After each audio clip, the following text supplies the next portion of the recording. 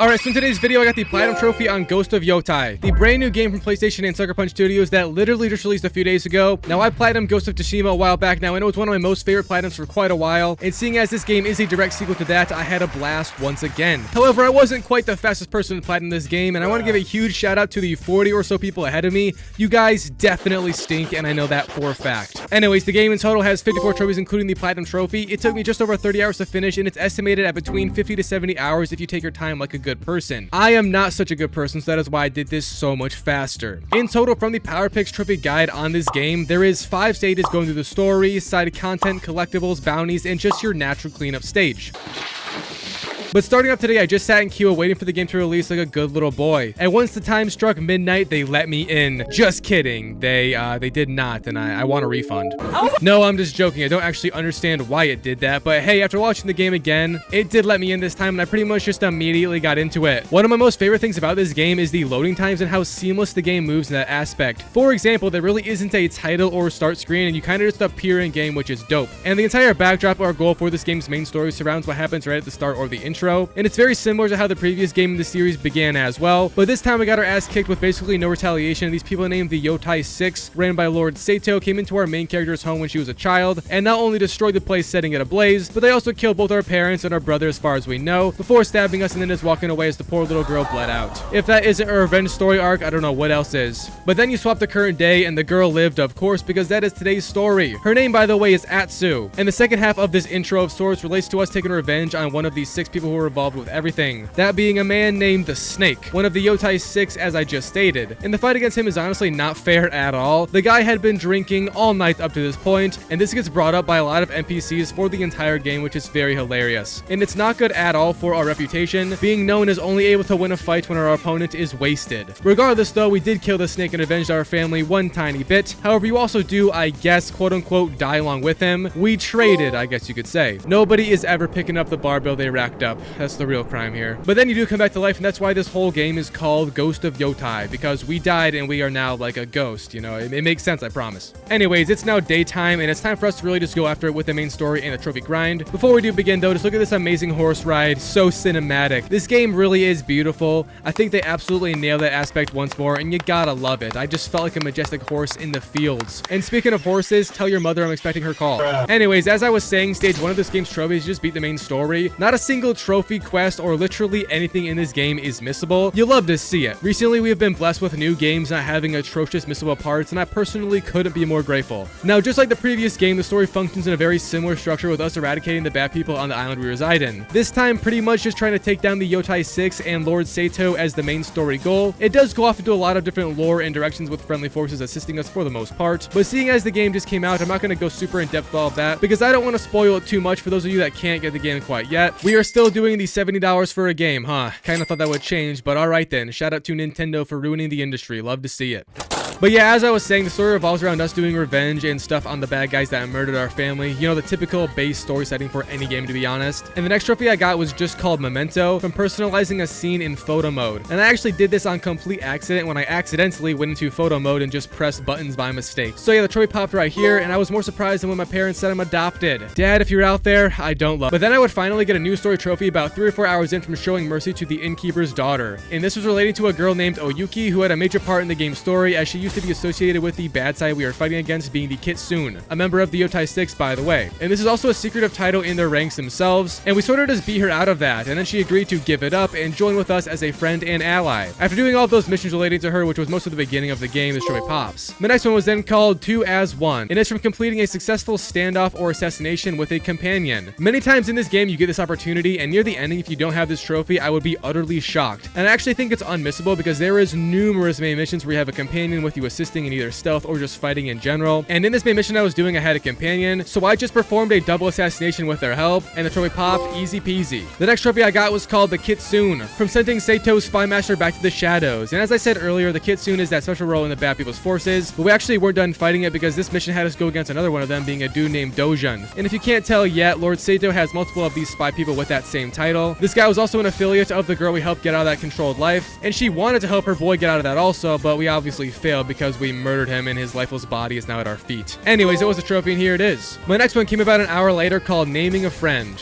Now this relates to picking a name for a horse, a staple of the franchise, and you also get to pick what horse you want to use indefinitely in general from this one side quest on the map. I chose to stick with the one I was already using and had already been using, being the deluxe edition horse. And yes, I did this because I felt kind of robbed picking another one. This cost me like 10 or something dollars. I don't know, man, I can't do math. I also chose to name it Tornado because tornadoes are cool, except for when they ruin your entire livelihood by destroying your home. Then, you know, they're not cool. But this trophy is still cool. Moving on, you eventually get a mythical side story objective that leads us to the top of Mount Yotei to fight Takezo, a very strong duelist, but very dumb. I mean, the idiot led us to the top of a mountain to fight, literally stripping himself of any fleeing chances he could get if things went sideways. And you might be wondering why I'm doing a side-ish content thing. The Ghost of Yotei story, while it does flow very smooth, it also, especially in the beginning half, does not give you the next stage of main content right away. So I kind of just saw this as the door out, and I did some side stuff which I imagine was their goal in doing this. It's not really an issue per se, and the main story stuff does get given to you after a while, so don't worry if you aren't getting quests immediately. But back to the mountaintop duel, also got a trophy up there from acquiring our parents' charms from the peak of Mount Yotei. Shout out mother and father for real. But then I did just duel Takezo atop the mountain, and I gotta say it was a pretty W fight. Not only was the location dope, the fight itself was pretty badass. I also did die a few times because he has this crazy powerful attack that one-shots you. Who doesn't love to see that? But thanks to me playing on the easiest difficulty though, it made it so I could kind of just spam attacks without worrying about being hit. This isn't like foolproof though, and it sometimes does fail, resulting in my cheeks getting clapped. Eventually I did win it though, and it was just in time because I was also freezing to death. Why is there a temperature system in this game? I have absolutely no fucking clue. Moving on, my next trophy was then called Twin Wolves from reuniting with a ghost from the past. And I want you all to take a guess at what this means. If you guessed the previous main character, I like where you're thinking, but you're wrong. Unfortunately, Jin is daddy, as we all know. But this trophy was relating to us reuniting with Jubei, who's actually Atsu's brother that we thought was dead. Survival must truly run in the family. Anyways, he's pretty chill and plays a big part in the story, so I won't spoil it, but here's a trophy for meeting him for the first time.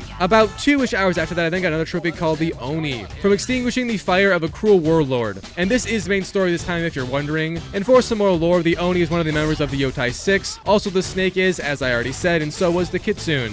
And yeah, as we know, these people killed our family, blah blah blah. So the Oni mission just had a lot of build up like most main missions. Ultimately though, it finished like any other main quest with a massive boss fight. And the fight against the Oni was actually very easy. I literally just spammed triangle for heavy attack the entire time, and the dude got beat off by me, and it wasn't even gay. So here's that trophy pop after I did win, and we move on. Now again, for reference, the Yotei 6 is, as I said, the main story goal for us to kill them all, or at least just get rid of them. And the next two were called the Spider and the Dragon. And the next trophy I got, called Wrath of the Onro, was relating to the Spider. His main quest also kind of got passed around for a big part of the game, not really being a straight shot and having other stuff happen in between. But evidently you boss fight him like I think every other boss in the game, and you take him out at least sort of, because we don't actually kill him this time and you do let him go. The fight was also very easy. I know I am on the easiest difficulty, but hey, some games are still hard on easy. Shout out Borderlands 4, f you.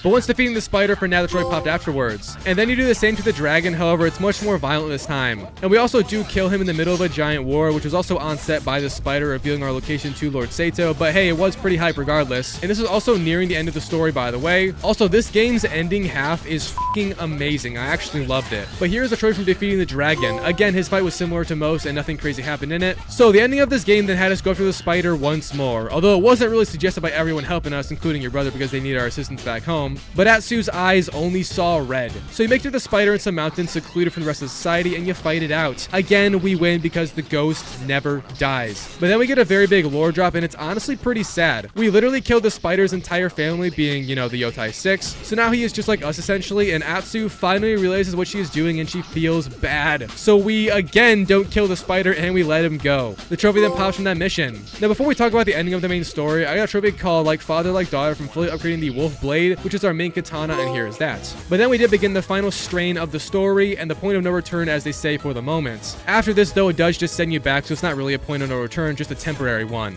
And the mission has us raiding Lord Sato's castle for the first part of it with a ton, and I mean a ton of fighting. It was nuts. But he ends up fleeing all by himself, and he rode all the way back to our home and our home tree. The lore here is absolutely insane. He then held our brother's child or something, and I don't recall if this kid was actually his, but the girl's related to us regardless, and you have a ton of missions with just her, and I will not give my input on those because I am trying to not give my opinion on games due to me being polarizing in the past.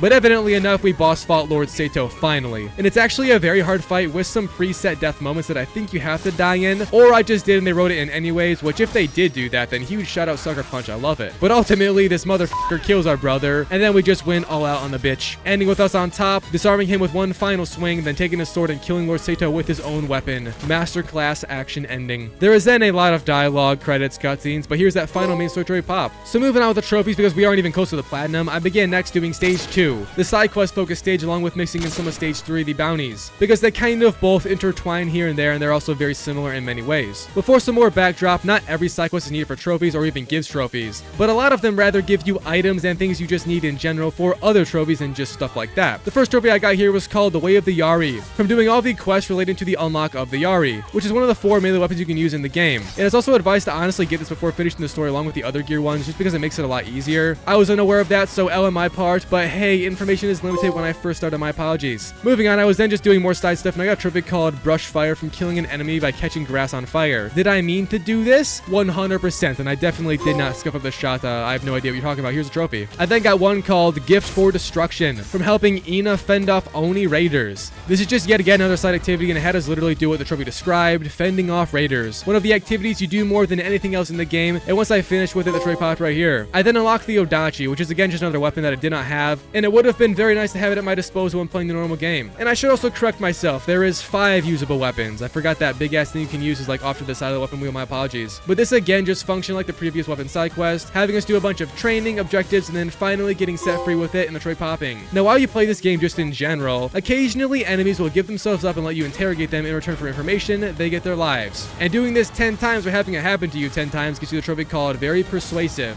Now like I've been alluding to, this is not really something you can control, but will most likely happen naturally. And here it is popping for me on my 10th time. I then got a trophy called whatever the f this is, from sharing a meal with Hoochie. Very self-explanatory and just side content. I then finally did my last side weapon quest being called the Way of the Kusagurumi. And this one was actually a usable melee weapon. I believe the previous one I did was just that dagger thing you can throw. I might just be yapping, and I'm sorry if I seem confused. Cramming this much info into my mind over the last 2 days has been challenging to say the least. But upon finishing this weapon side quest, which again is just like the others, I got the Kusaguruma, and that actually gave me the trophy called Tools of a Warrior first from unlocking all the melee weapons, and then a few minutes after the Kusaguruma trophy on its own popped after finishing off its questline completely. I then just got a few straight up random trophies. First from using the Kusaguruma assassination to kill an enemy from a distance, which is just a move you can do, then from helping another person protect their area, this time being the farms, just more raider battling, and next from acquiring the Blade of the Legendary Hero, which is a little Easter egg. If you know, you know. But this was again just side content. Here's the trophy pop. I then unlocked all of the quickfire weapons, which is similar to the all melee weapons trophy, but with just items you can quick fire. Very obvious, and again just some side stuff. Again, huge thanks to PowerPix for the great listing on what's needed and not needed. Also, those motherfuckers got like a month of early access. Sucker Punch, PlayStation, hit your boy up next time, please. I then just got a trophy which could have been acquired for ages from collecting 8 offerings at the gift offering area within safe houses. And gifts get given to you as we liberate the land because of our deeds by NPCs and shit. But they actually give you some damn good items. And not only did I get that trophy from accepting gifts, I also got the trophy from acquiring 30 pieces of vanity gear because of how many banger outfits they sent me. Your boy is dripping on God. But after that, for about an hour, I just cleaned up the remaining bounties I had. And all these are gotten for the most part from bounty boards. A few are just randomly gotten around, but nearly everyone is just from the various bounty boards around the game. And after killing and then turning in the final one, it counts and I got the trophy right here. So after that, I was then for the most part finished with side content, and I went on to the longest stage of the game. Stage 4, the Collectibles and Yotei 6 camps. This has us going after the numerous collectible types in which will all be displayed on screen because I can't pronounce half of them anyways. But the first one I did was the Trickster Fox trophy from getting and then solving all 9 Tails puzzle boxes. These are just little boxes trickled around the game, and after you do find them, you also have to do a little puzzle to unlock them and get a vanity item or charm typically. And there's only a few boxes with actually hard puzzles inside of them, but more than half of them I did on my own without video assistance. After doing them all, the trophy then popped, and here it is. I then went around to 10 special places and I bowed for the glorious wooden sign, signifying the grass I stand on matters. I love validation. Here's the trophy pop. I then did the Child of the Mountain trophy from solving all of the mountain reliquary puzzles. This relates to us doing a few puzzles on these monuments and mountainous special areas, very much like the puzzle boxes, just bigger. After doing all 5, the trophy then pops. I also at this point unlock the right skills, and I could perform a pistol parry, which is only done in a standoff, and it's actually very fun and useful as a matter of fact. It's in the 3rd step of the standoff, and you just have to press R1 to do it. The game also cues you on step by step usually, so W game, hold in my hand to get the trophy, and here it is. I also got a bit burnt out at this point from side content cleanup, so I ran over to do some actual mini games and gambling. First, getting a perfect score on this bow and arrow target range thing, kind of hard, but but not that bad once you practice it a few times. I then went and gambled, and to win a charm from gambling, which is a trophy, I had to win twice in a row on this coin flick minigame, and it's actually very easy to do this if you play your cards right and don't suck ass at it. Yes, it does take some skill, but seeing as I'm the best gamer alive, I did it first try and I got the trophy right here. I then just played a song while I camped for another trophy. Shout out to the schizo anthem, as they say. I also kicked a man off a cliff because Asians can't fly despite the rumors as soon as the Troy pop. But then I headed back to the cleanup and I did every single fox den next. These had us literally just follow foxes around doing deeds, whether it was saving people, gathering gifts, or just looking at pretty scenery. Foxes are confusing, and I thought it related to older women, but I guess I'm wrong. Anyways, I then just got the final ranged weapon I was missing, which was totally random, but I saw it on my list and I was confused. Turns out I just never bought the final bow from some inn that sold it, so that's great, and here it is. I then did all the wolf dens after, which had us for the most part, again, just following wolves. A lot like the fox one as a matter of fact, but just much more violent this time. This also does unlock the wolf companion for us to use, and it's pretty badass. After doing them all, I got the trophy, and here it is. I also finally made 20 enemies crumble to their knees from howling at them like God himself. Ensure fear in your enemies, and they just might become your friends. After doing that 20 times successfully, the trophy then popped. I also began really going after those collectibles now, and ended up getting 10 charms upgraded while doing them at complete random, but it was a trophy, and here it is. I then just got the trophy from completing all the paintings in the game. Atsu needs some art lessons, but that's okay because the trophy pops regardless of how ass that canvas looks. Anyways, before doing more collectibles, I again went back to just doing random shit because I got bored. First from using an empty sake jar to trigger a wolf kill, then from just collecting 10 full jars of sake, and finally from disarming and killing an enemy with their own weapon, like the true blood samurai I am, damn it. I then just went back and kind of completed everything. First with the Yotei 6 camps and just having us kill a lot of people, then from finding 30 altars of reflection, and after everything to this point I was only missing like 3. There's also over 60 of those, so it's not a worry getting the trophy. I then learned every song you can play, speared 5 fish with the Yari, and finally unlocked all of the armor which I thought I was missing. And it turns out I actually just missed a side quest that gave me the last one, and I simply just missed it in the list that PowerPix gave us. I can't read, but hey, I finally did, and here's the trophy. My last trophy in the game was then called Body, Mind, and Spirit. You might recall this one from the previous game, but if you don't, it just consisted of us completing all bamboo strikes, which are easy. All hot springs, just even easier, and then finally all the shrine climbs, which ended up being the last thing I had to do, and it took me quite some time. A shrine climb, however, does not contain any fighting at all, and it is entirely just parkour. It's also not hard, just takes a while. In total, it took me about an hour to climb up all 13 of them, but upon reaching the shrine in my final one, I got the trophy, and then the platinum trophy popped on Ghost of Yotei. So that was the Ghost of Yotei platinum trophy experience. Now before I do my normal outro, I do just want to give a quick recap on this game and what I liked about it. I think it's a great game. It's a lot like Ghost of Tsushima as you would expect, and I think the story was structured pretty well. There was a really odd kind of high action and absolutely nothing happening, and then high action and absolutely nothing happening like cycle, I guess. For reference, if you play this game, there's gonna be parts of the game where it's just constant action, killing, capturing, just badass samurai shit. But then there's parts of this game where you literally just sing songs, you play with children, you become a child, and I just found that very boring. I understand it was to kind of build up the lore and make the characters deeper and more emotional, but in my opinion, I think a samurai game should just have you killing people. But again, not a bad thing. This game runs great, plays great, nothing's missable. I think it's an amazing game, and yeah, I had a ton of fun. I want to thank you all for watching once more and hope you all enjoyed, and this is the PlayStation. Please give me early access to your games next time. I'll love you forever. Okay, thank you. Goodbye. PlayStation, Sucker Punch, please. I love you. Please. Fuck. Damn it. Please.